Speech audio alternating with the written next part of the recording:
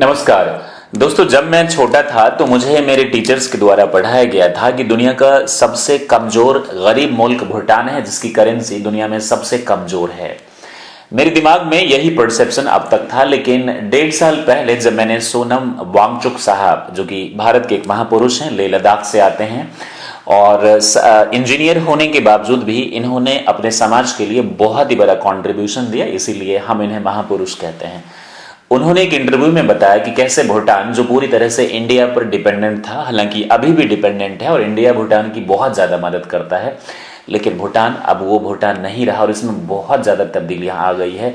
भूटान की currency India जितनी strong हो चुकी है, जितनी इंडिया की है, नेपाल से भी ज़्यादा स्ट्रांग हो चुकी है। भूटान का 100 रुपया नेपाल में 160 रुपया हो जाता है।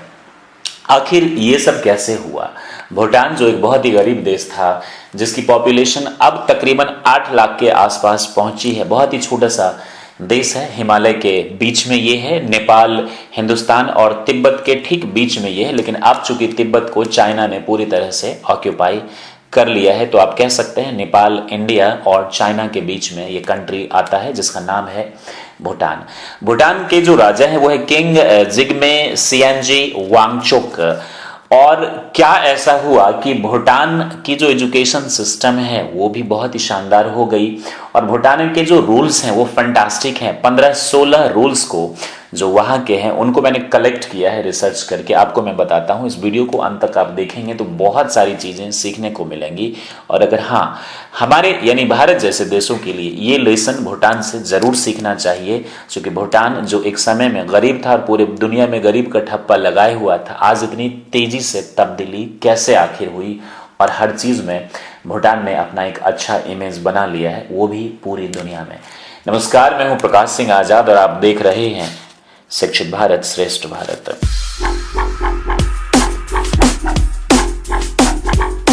दोस्तों, इसका इंग्लिश वर्जन मैंने माई करियर डॉक्टर हमारे दूसरे चैनल पे अपलोड कर दिया है। अगर आप स्टूडेंट हैं, स्पोकन इंग्लिश की प्रैक्टिस करना चाहते हैं और नॉलेज चाहते हैं, तो आप उसमें जाकर देख सकते हैं। यहाँ मैं आपको पूरी इन्फॉर्मेशन हिंदी में दूंगा।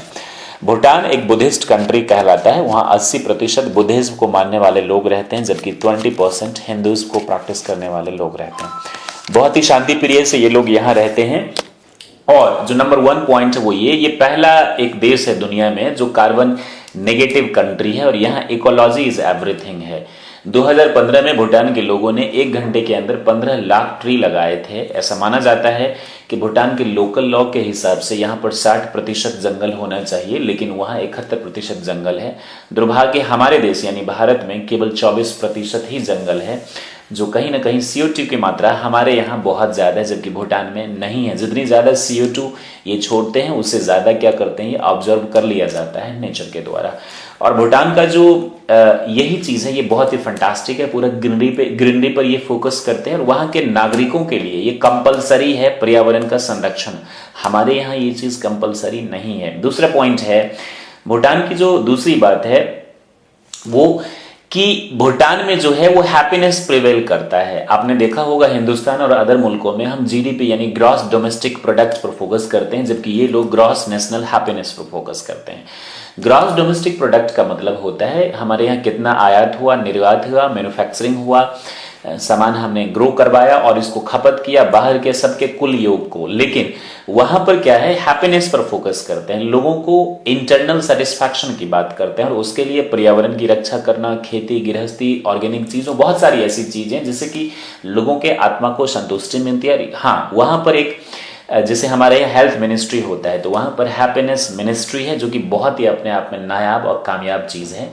और मुल्कों की तरह वहां पर इलीगल अनएथिकल चीजें नहीं होती, जिससे कि ज्यादा रेवेन्यू जनरेट होता है, जैसे कि स्मोकिंग एंड ऑल। वहां पर ये चीजें बिल्कुल स्ट्रिक्टली अलाउड नहीं है और इसीलिए वहां की जो सरकार है वो नेशनल ग्रॉस हैप्पीनेस पर फोकस करता है, ना कि नेशनल डोमेस्टिक प्रोडक्ट पे, ग्रॉस डोमेस्टिक प्रोडक्ट पे। हमारे यहाँ क्या है कि प्रॉपर्टी जो बड़े बेटे होते हैं उनके नाम से जाता है, जबकि भूटान में क्या होता है, सारी प्रॉपर्टी जो खानदानी है और बिलोंगिंग्स वो सबसे जो बड़ी बेटी होती है खानदान में उसके नाम से जाता है। और हाँ, शादी के बाद बॉयज गर्ल्स के घर जाके रहते हैं। बॉयज अपने किस्मत के, जैसे यहाँ लड़कियां किस्मत के सहारे, अपने पति के सहारे, वैसे पत्नी के सहारे रहते हैं। ये भूटान की जो बात है वो इंडिया और मुल्कों से बहुत ही ज्यादा अलग है। एजुकेशन और हेल्थ केयर जो है वो बिल्कुल भूटान में फ्री है। वैसे तो हमारे यहाँ भी फ्री है, लेकिन एजुकेशन में गुंडागर्दी, माफिया, प्राइवेट पार्टीज आपने देखा होगा जो कितना हद तक है, वो चीज भूटान में ना के बराबर है। बिल्कुल ही सबका शिक्षा पे अधिकार है और हेल्थ पे है। आयुर्वेदा और मेडिकल जो न्यू मॉडर्न फैसिलिटी है, दोनों तरीके से वहाँ इलाज होती है, लेकिन ये बिल्कुल क्या है, फ्री है। वहां पे एक चीज है, वो है टूरिंग ऑब्स्टेकल्स। इसका मतलब भूटान जाना बहुत आसान नहीं। हालांकि इंडिया नेपाल के लिए ये चीज आसान है, रियायतें दी गई है हिंदुस्तान के लिए, बहुत ही नेबरिंग कंट्री है।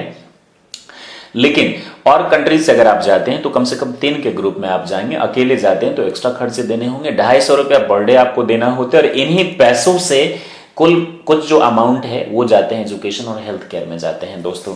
लेकिन वहां पे बहुत सारे फॉर्मेलिटीज हैं जो आपको पहले जाने होते, तब आपको वहां जाने की परमिशन मिलेगी।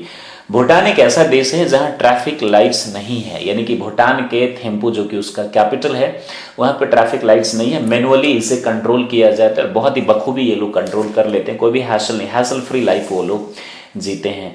Bhutan says no to plastic. 1999 में ही प्लास्टिक बैन हुआ, इफेक्टिव नहीं रहा 2005, लेकिन 2019 में पूरी तरीके से प्लास्टिक बैन कर दिया। और ये लोग प्लास्टिक नो कहते हैं, पूरी तरीके से एनवायरमेंट पे ये फोकस करते हैं। Bhutan is 100% organic. जैसे कि केमिकल्स हम लोग मंगवाते हैं इंपोर्ट अमेरिका जैसे कंट्रीज से करते हैं, और जो चीजें अमेरिका में बैन हो चुकी हैं वो हिंदुस्तान यानी डेवलपिंग कंट्रीज में भेज दिया जाता है।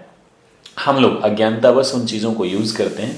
लेकिन भूटान में ऑर्गेनिक तरीके से एग्रीकल्चर यानी फार्मिंग होता है। वो लोग कृत्रिम, हालांकि वहां चावल की ज्यादा खेती होती है, चावल और मिर्च यानी ग्रीन रेड चिली, ये भूटान के लोगों को, और ग्रीन चिली बहुत ज्यादा पसंद है। स्पाइसी खाना वो लोग ज्यादा खाते हैं, लेकिन ऑर्गेनिक तरीके से वो लोग उपजाते हैं। और उसी से सटा हुआ एक स्टेट है हमारे देश में जिसका नाम है सिक्किम, जो कि 100% ऑर्गेनिक है। पूरे इंडिया में सिर्फ सिक्किम ही है।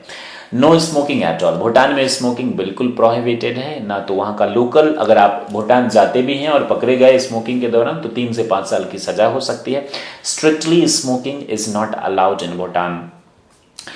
जो भूटान के लोग हैं वो बाहर मुल्कों के लोग से शादी नहीं कर सकते। हालांकि भूटान में पोलोगैमी है, यानी कि एक इंसान चाहे तो कई स्त्री से और एक स्त्री चाहे तो कई मर्द से शादी कर सकते हैं। लेकिन फॉरेन कंट्रीज में ये शादियां बिल्कुल भी अलाउड नहीं है।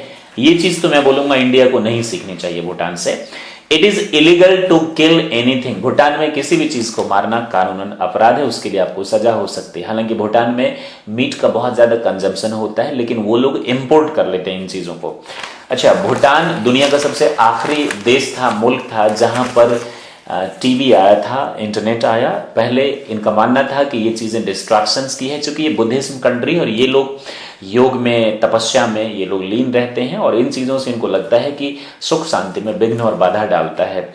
भूटान को आज तक कभी किसी ने जीता नहीं। भूटान एक ऐसा देश है, बहुत पावरफुल नहीं है, लेकिन इसके रास्ते इतने दुर्गम हैं, बहुत ही ऐसे डिफिकल्ट रास्ते हैं जिसपे जाना बहुत ही मुश्किल है। अंग्रेजों ने भी उस पर फतह नहीं करी थी। वैसे अंग्रेजों ने तो चुपके से पीठ पीछे वार किया था। लो क्राइम रेट्स, जहां पूरी दुनिया में क्राइम रेट्स बढ़ते जा रहे हैं ड्रग्स वगैरह की वजह से, वहां भूटान में क्राइम रेट्स बहुत कम है, ना के बराबर है। भूटान में वहां का जो नेशनल ड्रेस है वो पहनना कंपलसरी है, और ये परंपरा पिछले 400 सालों से चलती आ रही है।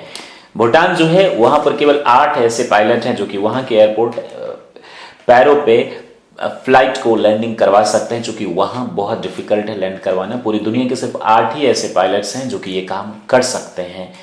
दोस्तों, मेरा मकसद था इस वीडियो के जरिए आपको ये बताना कि भूटान में जो चेंजेस, जो मेरे मन के अंदर एक प्रतिमा थी, एक छवि थी कि भूटान एक गरीब मुल्क है, वो बदल चुका है। भूटान की सिचुएशन बहुत ही अच्छी है, बहुत ही बेहतर है। तो अगर भूटान जो कल तक इतनी स्थिति खराब थी और आज इतनी अच्छी हो सकती है, तो हम क्यों नहीं अच्छे हो सकते? हम इनमें से कुछ रूल्स को अपना कर क्यों नहीं अपने देश को महान बना सकते, विश्वगुरु बना सकते? मुझे मालूम है मेरी ये आवाज हमारे देश के प्रधानमंत्री और राष्ट्रपति तक, लॉ मेकर्स तक नहीं पहुंचेंगी, लेकिन हाँ, जहां तक पहुंचेंगी, कम से कम आप यदि अवेयर हो पाते और यही बात दूसरे तक आप पहुंचा पाते हैं, या इस वीडियो को शेयर करके किसी और को बता पाते हैं, तो ये इन्फॉर्मेशन हमारे लिए बहुत ही ज्यादा बेनिफिशियल होगा। और in fact it will help our country to grow, not only GDP wise, in fact for our inner satisfaction also. All right, thank you very much for watching Shikshit Bharat Shrestha Bharat. Stay happy and be the best. Jai Hind, Jai Bharat.